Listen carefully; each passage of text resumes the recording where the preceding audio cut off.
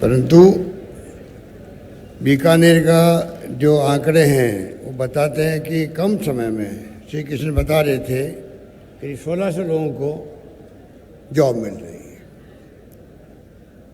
ये एक शुरुआत है। हम चाहेंगे हर जिले में जॉब फेयर लगे। मैं इस मौके पर तमाम उन साथियों को जिनको अवसर मिला है उन सबको मैं बधाई देना चाहूँगा, और जिनको आगे संभावना बनी है, रजिस्ट्रेशन हुआ है, उनको मेरी अपनी ओर से, आप सबकी ओर से बहुत शुभकामनाएं। कंपनी जो आई है, MOU हुआ है, उनको मैं धन्यवाद देता हूं कि आज सबसे बड़ी समस्या देश में है तो महंगाई के बाद में बेरोजगारी की है,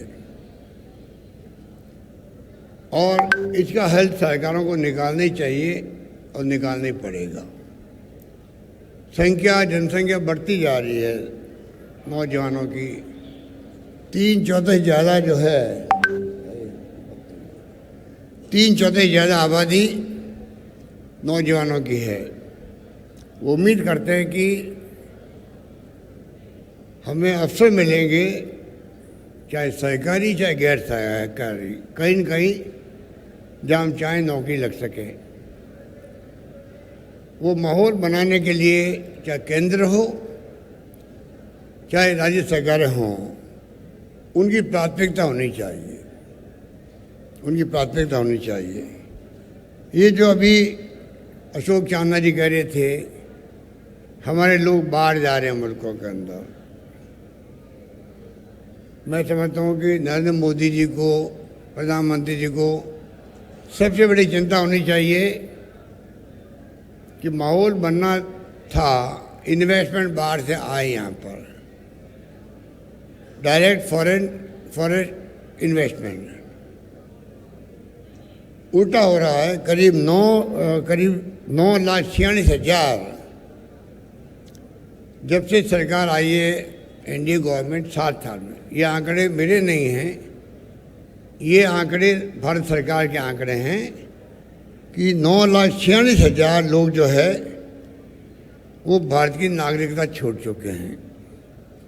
आप सोच सकते हैं क्यों छोड़ चुके हैं, क्या कारण है। भारत सरकार को चाहिए वो असेसमेंट करवावे। ये बहुत सीरियस बात है। हमारे देश के नागरिक या तो इंडस्ट्रियलिस्ट है, इसलिए वो बाहर जाके इन्वेस्टमेंट करेंगे, या माहौल उनको ठीक नहीं लगा, या उनको कोई तकलीफ है, भय है, आशंका है। ये बहुत चिंता का विषय बना हुआ है कि 9,46,000 लोग अगर छोड़े हैं नागरिकता, तो इसको गंभीरता से लेना चाहिए प्रधानमंत्री जी को। मेरा मानना है इसमें कोई राजनीतिक बात नहीं है, ये देश के फ्यूचर की बात है। कि अगर ये माहौल बनेगा, हिंदुस्तान से लोग छोड़ के बाहर जा रहे हैं मुल्कों के अंदर, इसका क्या कारण है, ये बहुत बड़ी बात है। रोजगार की जहाँ तक सवाल है, ये सरकारों की जिम्मेदारी है किस प्रकार से इन्वेस्टमेंट लाएं हम लोग, हमारी आर्थिक नीतियाँ बदलें हम लोग, जिससे कि आसानी से लोन मिल सके नौजवानों को जो खुद का काम करना चाहते हैं। इन्वेस्टमेंट आके बड़े बड़े उद्योग धंधे लगे, जिससे नौकरियों की संभावना बढ़ जाए। जैसे यहाँ पर आए हमारे साथी, बड़ी बड़ी इंडस्ट्री वाले आए, ऑफर करें नौकरियाँ आप लोगों को। सरकारी नौकरी जहाँ विभाग में पोस्ट क्रिएट होती है, उसके बाद में पोस्ट खाली नहीं रहनी चाहिए, ये प्रयास होना चाहिए। कई बार स्टीयरिंग के नाम पर हजारों लाखों पोस्ट खाली रहती है कई राज्यों के अंदर। आप देख रहे हैं, अभी अशोक चांदना जी बता रहे थे आपको, 1,35,000 नौकरियां हमने दे दी, 1,25,000 का अब इंटरव्यू चल रहे हैं, एग्जाम चल रहे हैं, प्रोसेस के अंदर है, और 1,00,000 की मैंने और घोषणा कर रखी राजस्थान के अंदर। इस प्रकार से हम लोग चाहते हैं नौजवानों को नौकरी मिले, उनका फ्यूचर ब्राइट हो, उनमें असंतोष पैदा नहीं हो, ज़िंदगी में आगे बढ़ने की तमन्ना हो, और उनके पेरेंट्स को भी। पेरेंट्स बहुत बड़ी चिंता करते हैं कि मेरे बेटा पढ़ तो रहा है, बीए करेगा, बीएससी करेगा, एमए करेगा, इंजीनियरिंग करेगा, पर नौकरी मिलेगी कि नहीं मिलेगी। नौकरी प्राइवेट में भी होती है, सरकारी भी होती है, पर नौकरियों का माहौल बनना जरूरी है जिससे कि असंतोष पैदा नहीं हो। जो हमारी भावी पीढ़ी देश की है, आपके ऊपर भार है कल के भारत का।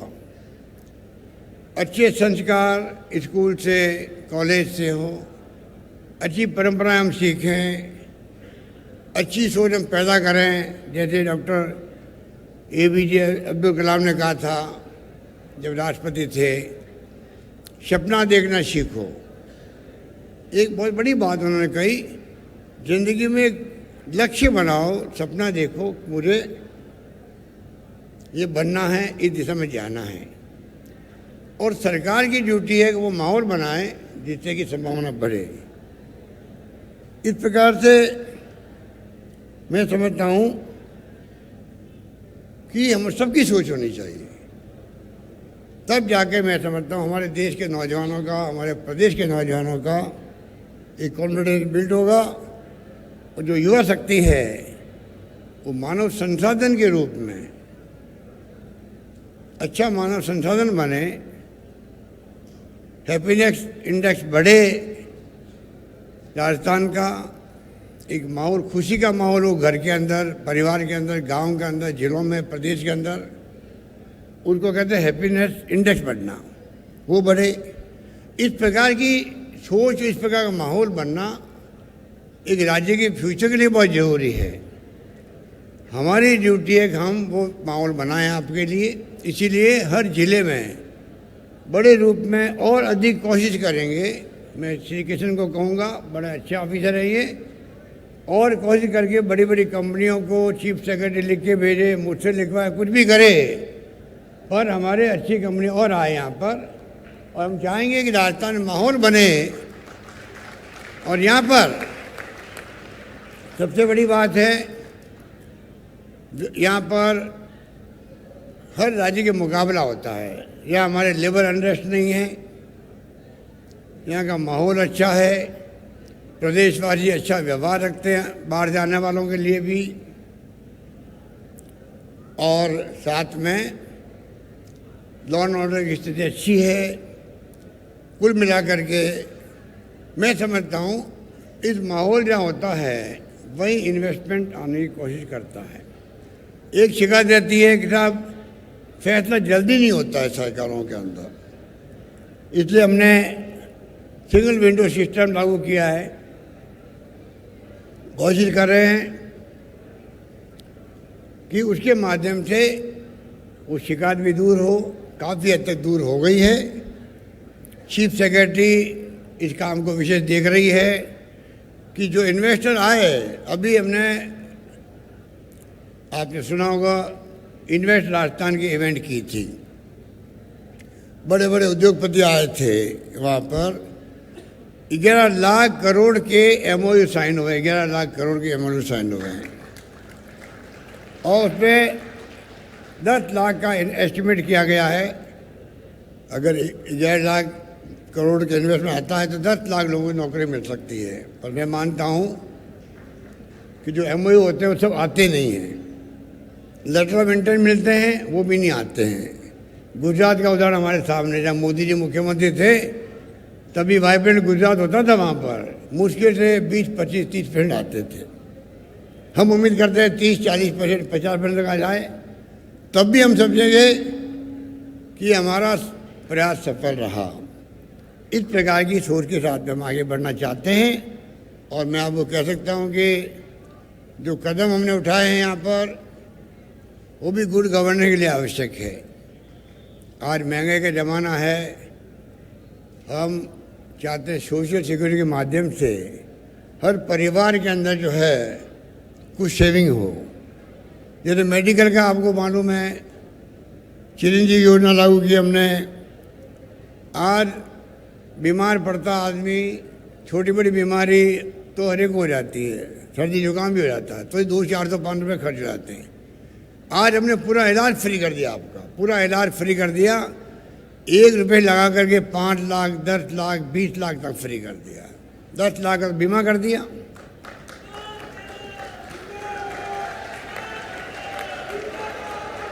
हिंदुस्तान में कहीं नहीं है, हिंदुस्तान में कहीं नहीं है 10 लाख का बीमा।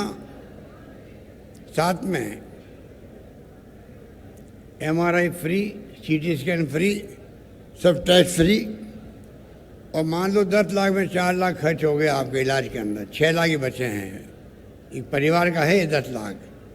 और घर में बीमारी आ गई, किडनी ट्रांसप्लांट होने की आ गई है, लीवर ट्रांसप्लांट होना है, ऑर्गन ट्रांसप्लांट होना है, बोन मैरो ट्रांसप्लांट होना है, कैंसर हो गया। तो आपको मालूम है, शायद आपको ही नहीं मालूम होगा, जो आप पढ़े लिखे भी हो, समझदार हो, यहाँ तक आए हो, आप में से बहुत कम लोगों को मालूम होगा कि 6 लाख बचा हुआ है, वो बचा रहेगा। उसके अलावा सरकार आपको 10 लाख, 12 लाख, 15 लाख का जो किडनी ट्रांसप्लांट होगा, लीवर ट्रांसप्लांट होगा, सरकार पैसा देगी, उस परिवार को पूरा इलाज करवाएगी। और साथ में 5 लाख का बीमा हो गया, एक्सीडेंट का हो गया है। अगर उस परिवार में किसी की डेथ हो जाती है, पानी में डूब गया, कोई पड़ गया, कोई घटना हो गई, दुर्घटना हो गई, तो बीमा हो गया 5 लाख, ऑटोमेटिक हो गया है उसके अंदर, उसी स्कीम में हो गया है। उस परिवार के 5 लाख भी मिल जाएंगे। अभी पानी में डूब गए बच्चे, 5 लाख के चेक पहुंच गए। तो कहने का मतलब कुछ कदम हमने ऐसे उठाए हैं। OPS किया हमने, मानवीय दृष्टिकोण से किया कर्मचारियों के लिए। पूरे कर्मचारियों में खुशी की लहर है। ज़िंदगी में 35 साल कोई काम करे, मैंने मोदी जी को भी कहा है, आप कृपा करके इसको एग्जामिन करवाओ। कल नीति आयोग के जो उपाध्यक्ष है, उनका स्टेटमेंट आया कि नहीं, ये उचित नहीं है। मैंने वहाँ पर जवाब दिया है, आपको एग्जामिन करवाना चाहिए। हमारी 5 योजना ऐसी है, मैं चाहूँगा भारत सरकार उनको अडॉप्ट करे। बीकानेर में मैं कह रहा हूँ, पहली बार 5 योजनाओं के बारे में चर्चा रोज होती है।